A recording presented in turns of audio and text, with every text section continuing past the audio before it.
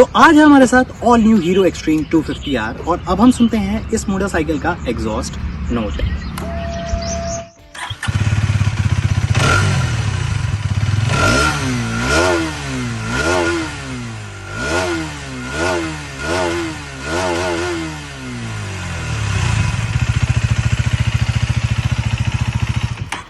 आपको कैसा लगा वो आप हमें नीचे कमेंट्स में बता सकते हैं।